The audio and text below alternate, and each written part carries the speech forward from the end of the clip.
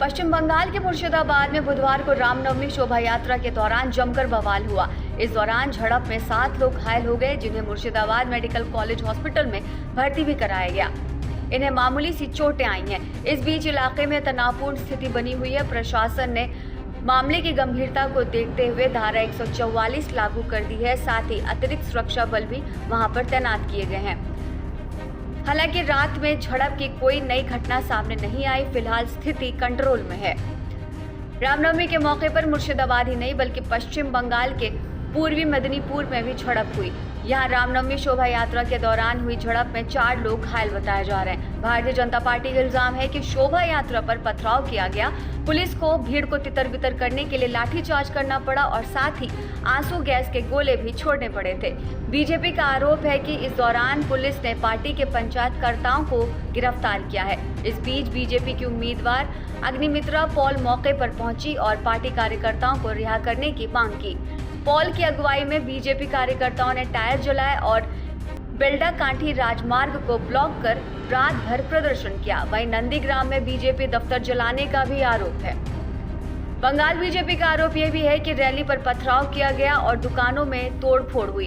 बंगाल में विपक्ष के नेता शुवेंदु अधिकारी ने कहा कि प्रशासन से मंजूरी मिलने के बाद शांतिपूर्ण ढंग से रामनवमी की शोभा यात्रा निकाली जा रही थी, लेकिन कुछ शरारती तत्वों ने मुर्शिदाबाद के शक्तिपुर में शोभा यात्रा पर पथराव कर दिया।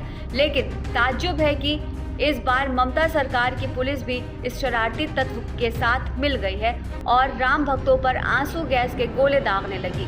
ऐसा इसलिए किया गया ताकि इस शोभा यात्रा को रोका जा सके। इस संबंध में शुवेंदु अधिकारी ने पश्चिम बंगाल के राज्यपाल को चिट्ठी लिखकर राज्य में कानून एवं व्यवस्था की स्थिति को नियंत्रित करने के लिए हस्तक्षेप करने और रामनवमी शोभा यात्रा के दौरान हुई हिंसा की राष्ट्रीय जांच एजेंसी से जांच करवाने की मांग भी की है। शुवेंदु अधिकारी ने यह भी कहा कि मुख्यमंत्री के भड़काऊ भाषण की वजह से बंगाल के इलाकों में रामनवमी शोभा यात्रा पर हमला हुआ। सीएम के भड़काऊ भाषण की वजह से शरारती तत्वों का हौसला बुलंद हुआ। इन लोगों को ये भरोसा मिल गया कि प्रशासन उनके खिलाफ कोई कार्रवाई नहीं करेगा। मैंने राज्यपाल सीवी आनंद बोस को पत्र लिखकर उनसे तत्काल मामले में हस्तक्षेप करने को कहा है और घटना की एनआईए जांच की मांग भी की है। साथ ही मैंने चुनाव आयोग से भी आग्रह किया है कि वो इस तरह के भड़काऊ भाषण को लेकर मुख्यमंत्री ममता बनर्जी के खिलाफ कार्रवाई करें। ये घटना मुख्यमंत्री ममता बनर्जी द्वारा मुर्शिदाबाद में रामनवमी पर दंगे भड़काने की चेतावनी के कुछ दिनों बाद ही हुई है।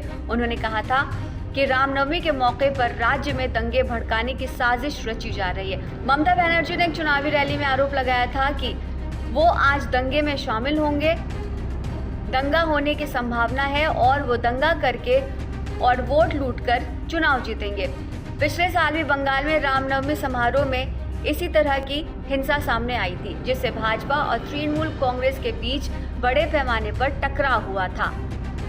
ममता ने कहा था कि आज भी सिर्फ बीजेपी के निर्देश पर मुर्शिदाबाद के डीआईजी को बदल दिया गया। अब अगर मुर्शिदाबाद और मालदा में दंगे होते हैं तो जिम्मेदारी चुनाव आयोग की होगी। बीजेपी दंगे और हिंसा भड़काने के लिए पुलिस अधिकारियों को बदलना चाहती थी। अगर एक भी दंगा होता है तो ईसीआई जिम्मेदार होगा, क्योंकि वो यहाँ कानून व्यवस्था की देखभाल कर रहे हैं।